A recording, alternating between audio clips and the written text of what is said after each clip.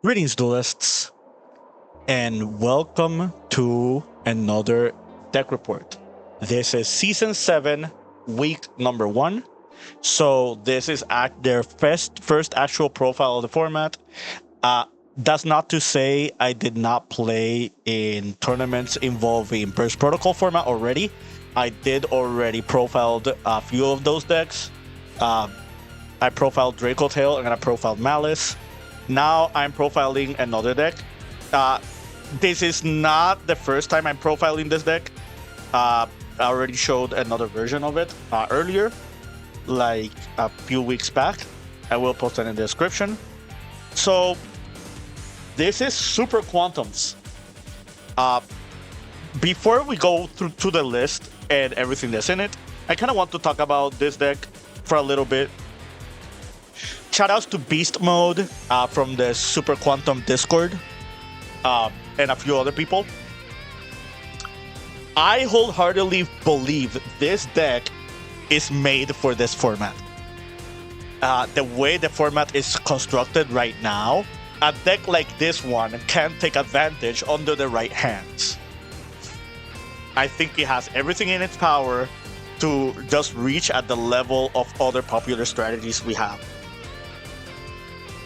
We're in a format where board breakers are really popular, and like the really big hand traps are not as popular. That's because of Draco Tail and Radiant Typhoon.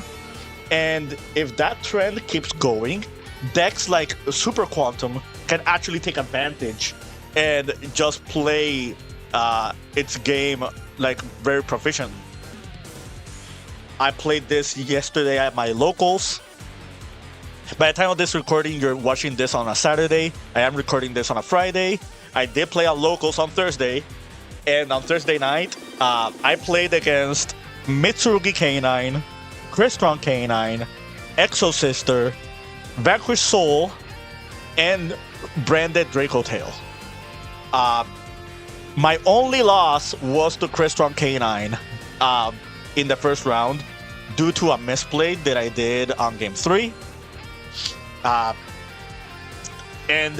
it is what it is. I'm not too bummed about it. I was a little bit salty when I was playing, so my apologies to my opponent.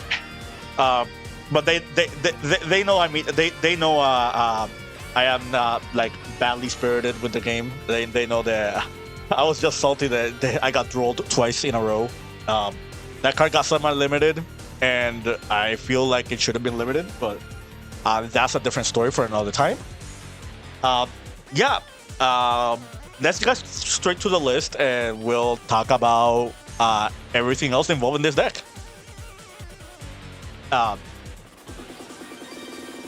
And to everybody who's playing at the YCS during the weekend or watching it, like best of luck to everyone.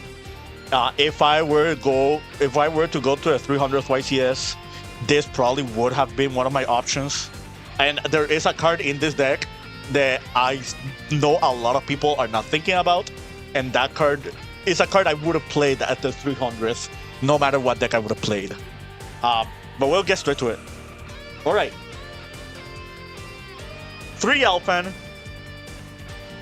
3 Zaytan, 3 Black Layer, 3 Blue Layer, 2 Red, 2 White. The first thing you'll notice is there is no green layer. The other thing is that we're playing a lot of quantum ratios. The reason I maxed out on all of these is because all of these are starters. Like, any of them resolving means your entire quantum lineup resolving. The reason I'm maxing out on this one is because this is a really strong extender in case you get interrupted. And not only is it an extender, but it also sets up your full combo if you draw the right setup with it. Also, you can use this on turn 0 paired with red or white or blue and just set up for your next turn while also disrupting your opponent's plays on their turn. That's the reason we're maxing out all these. you will notice that there are a bunch of redundant normal summons. For example, you don't want to open like blue and Alphan too much. Opening any of them paired with Zaytan or Black is perfectly fine. Black later is perfectly fine. These are not real starters. That's why we're only playing 2 of each. And we're not playing Green Layer. I feel like Green Layer is really not needed in the deck. In my practice, the only real purpose behind Green Layer is to pop, to get rid of an engine requirement in our deck. But there are ways to play around that. So for the next engine that we're playing for Super Quants, we're playing Crystrons. So 1 Tristaros, 1 Sulfefnir, 2 Sulfadors, and 3 Smigers. So if you know Crystron K9, you know that usually this is the lineup, and they play a 3rd Sulfador. The reason we're playing 3 Smigers is because Smiger on its own rotates you through your Crystron names. With inclusion now at 3, there's more incentive out of a Smiger. Also, this is a really good discard for the Magna Carrier, which is the Quantum Spell card that it is key in this deck. Also, this being level 3 is very, very relevant because it means that you can overlay it or like link it away for either Cherubini or the Quantum XYZ. I don't regret this lineup at all. The one thing I am contemplating on is playing more Tristaros. Because this deck has a lot of extenders. If you just summon Tristaros to your board, you can pretty much make your opponent be on an awkward position where if they try to interact with you, you just go through your entire Crystron rotation a lot easier. And so in the future, I might play more Tristaros, but for now, 1 is fine. I also find with the 1 Sulfenir and with the 2 Sulfadors. Smiger, I think it was perfectly fine at 3 in this list.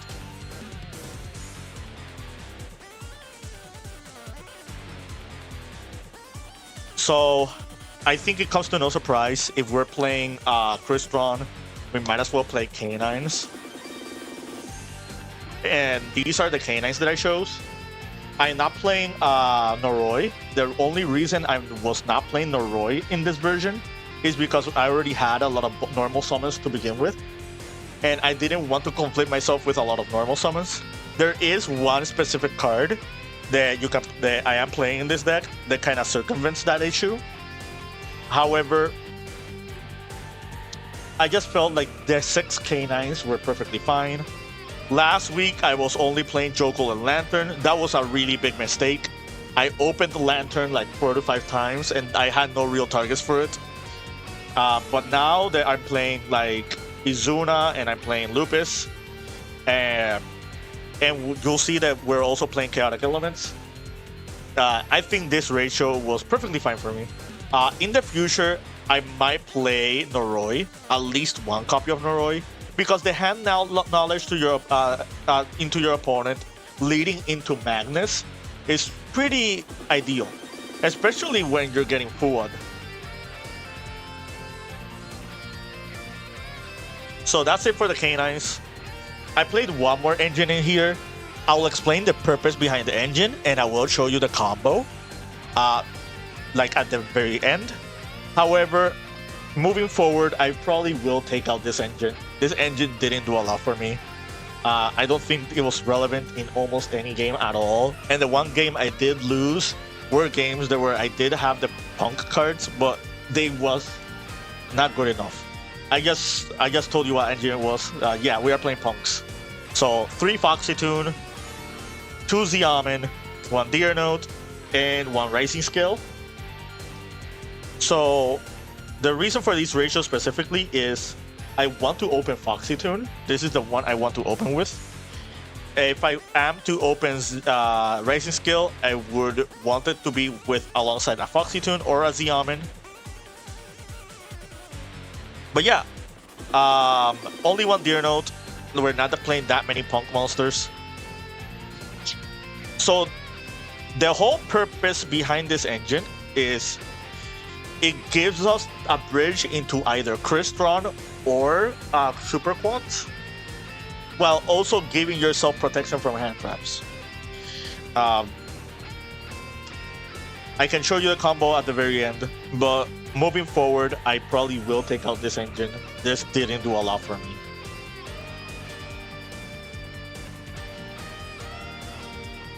And the last card is Ghost Ogre. This is part of the P.U.N.K combo. And this is not a bad hand trap this format. A lot of people are not looking at this card. This card gets rid of a lot of cool stuff. Like, you can get rid of the Link to Radiant Typhoon monster when they try to add MST, and that makes it so you no longer have to worry about the trap card. You can get rid of the trap card with this, just like catching your opponent off guard. You can get rid of the Ecclesia monster, the Black Dragon, the Synchro monster. With this, against Exo Sister, like if they try to Karma L, you can chain this to Karma L's effect, the one that they use to like change the effect. In order for that effect to resolve, they have to detach, and detaching is not a cost. So by getting rid of the Karma L, you're getting rid of the discard. They're detached, which means you're getting rid of the entire effect. I'm pretty sure that I'm right on that ruling, but you can double check with your head judge. Yeah, this card is not that bad this format. But I will put it here because it is part of the P.U.N.K engine. So that's it for monsters. I think it's 37 monsters in total. You will notice this is a 60 card deck.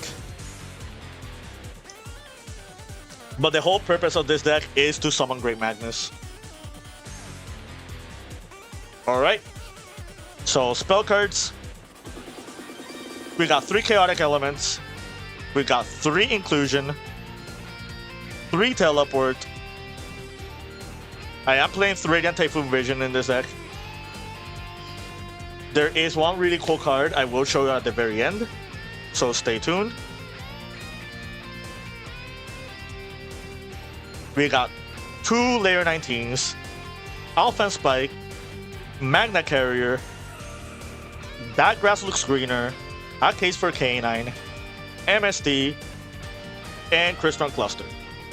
So, before I talk about this last card, I kind of want to talk about the ratios of everything else. I did not break a single time this past weekend, or this past week, with this strategy, which was really good for me. I did open a few awkward hands, but those awkward hands were still very playable, and I still managed to combo with a lot of them. I think this lineup is perfectly okay. Like, these are your consistency cards. I only resolved Chaotic Elements once.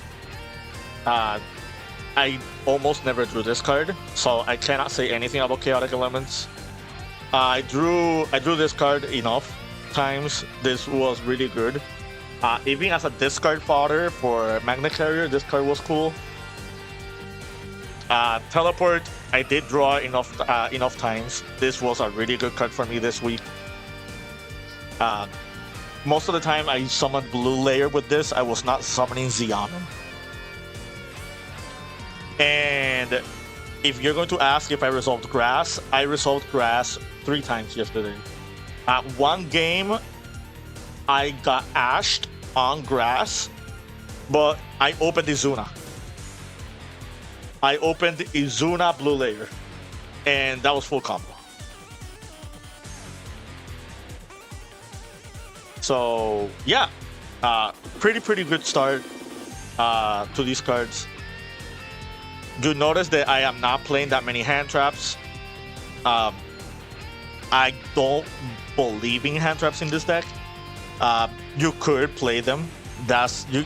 In fact, like I'm not even playing the P.U.N.K cards. You can just take out the P.U.N.K cards and just put in hand traps if you want.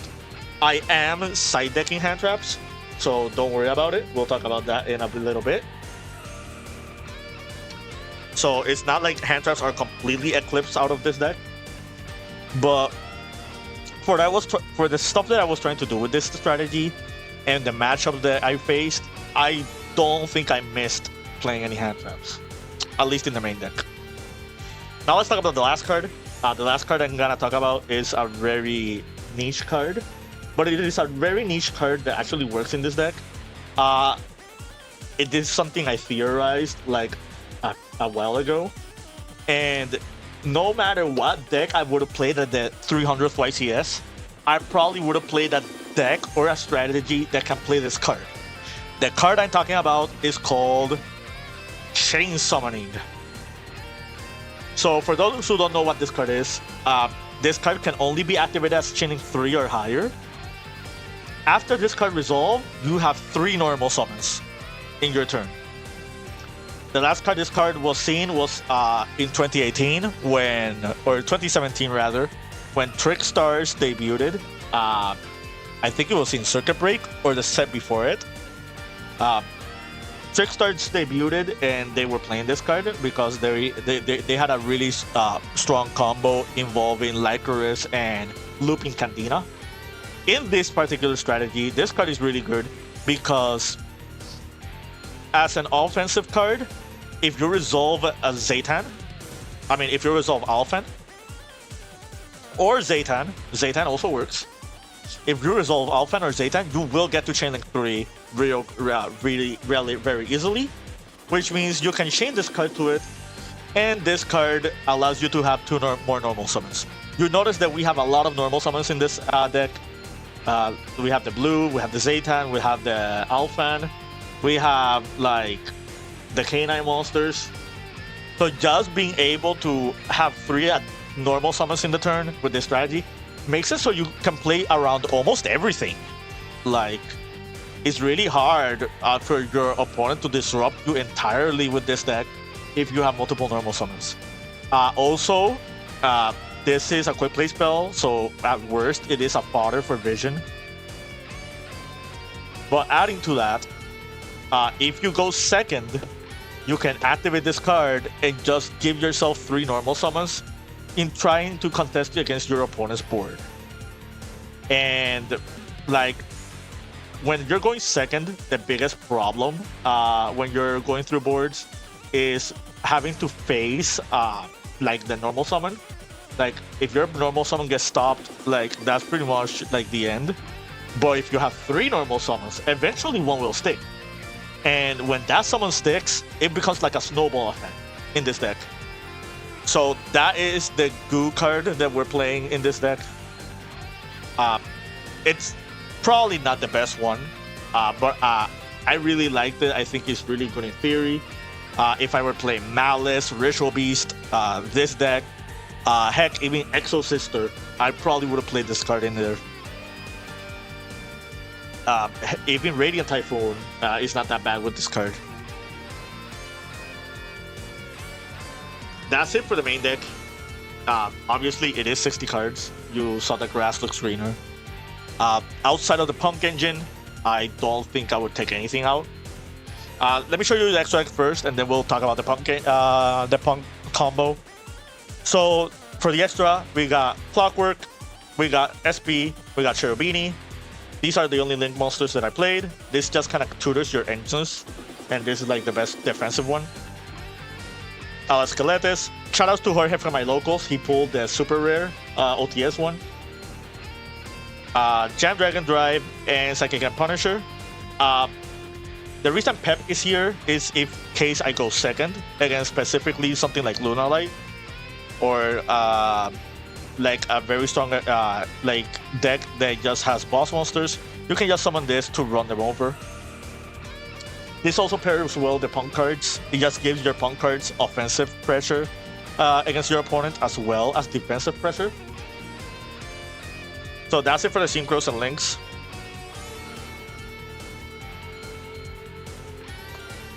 For XYZs, we got Cyber Dragon Nova, Cyber Dragon Infinity, P.U.N.K Jam Fever, K9 Ripper, Valon, and then you have the Super Quants. And you got the Magnus. So there are a few cards that I thought about. I thought about Griffin. I mean, not Griffin. I thought about the Wind one, the Ouroboros. I thought about Typhon. I thought about Zeus. I was perfectly fine with all these. In testing, because I tested this deck last week, in testing, I was not playing these. That was a huge mistake. I should have played these cards from the very beginning. Like, these cards were really, really strong for me. I even won a game by summoning Infinity and Magnus both together in the same end board. And this is just really hard to stop. Shoutouts to my Vanquish Soul opponent, Kevin.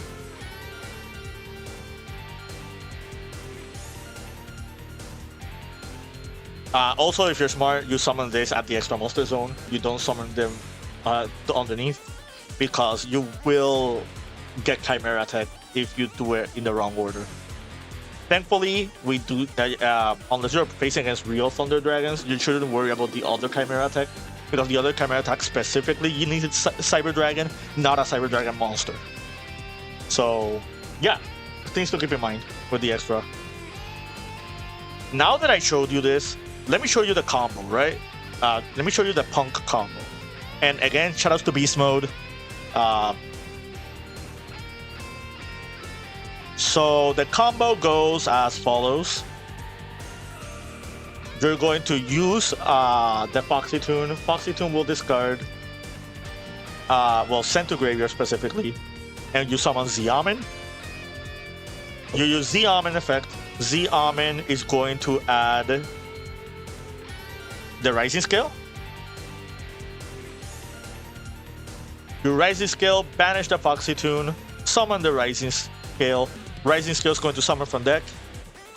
You're going to summon Deer Note. And you synchro these two. Those are going to synchro into Jam Dragon Drive.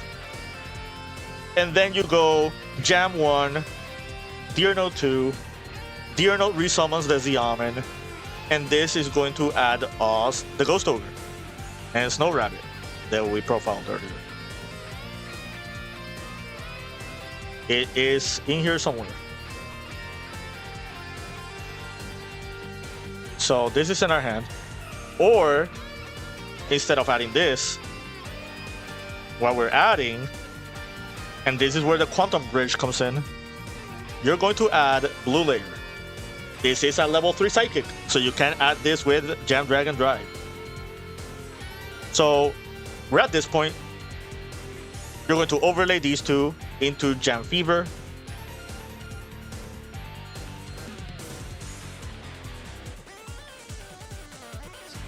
Now you can summon Blue. Blue will add.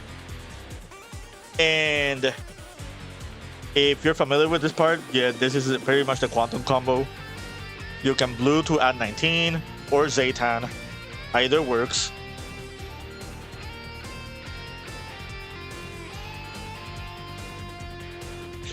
You can activate the 19 or the Zaytan. And if you want to access your Crystrons, you just link them away into Cherubini. Just remember to use these cards before that. And with Cherubini, you can dump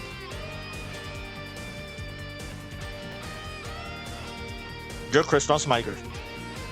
And with the Crystron Smiger, you banish it, and you add Inclusion. And if you need to know about the Crystron combos, feel free to just go to the Super Quantum Discord. I think they have the combos over there. Or just check out Beast Mode. They also did a version of this deck. But if you are interested in watching more combos from my end, feel free to comment down below. Let me know if you're interested. But yeah, the Crystrons can just get you to the quantum names that you need.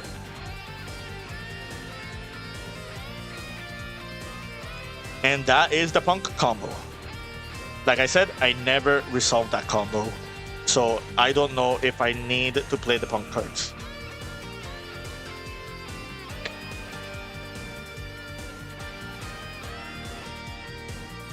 Now, you can use any side deck. What I decided for this week was 3 Ash, 3 Fua, 3 Perulia, 2 Drolls, Nib, and 3 Droplet. All of these were good. All of these did their job. I think I didn't draw Nibiru. I think I did draw and everything else, at least once. Yeah, that's the deck. I hope you found this informative to your liking and understanding. I played at 3 different tournaments with 3 different decks that I had in mind, and I finally have a top in this first protocol format, and it was with a strategy I really do enjoy. I did summon Great Magnus pretty much every game. Getting to Magnus is not really that hard. I almost never bricked like at all with this deck, and that was 60 cards, so that's a very scary thought. Yeah, every time I summon Magnus, I just won the game. The fact that your opponent has no searchable outs for this because they cannot search is already really strong. And I've even played through boards and made this through boards as well. So that just shows you, like, Super Quantum probably has a place in this format if you really like that deck and the strategy. I do encourage you to try it out. And I also encourage you to check out the Super Quantum base. Yeah. Until next time, keep practicing and keep dueling.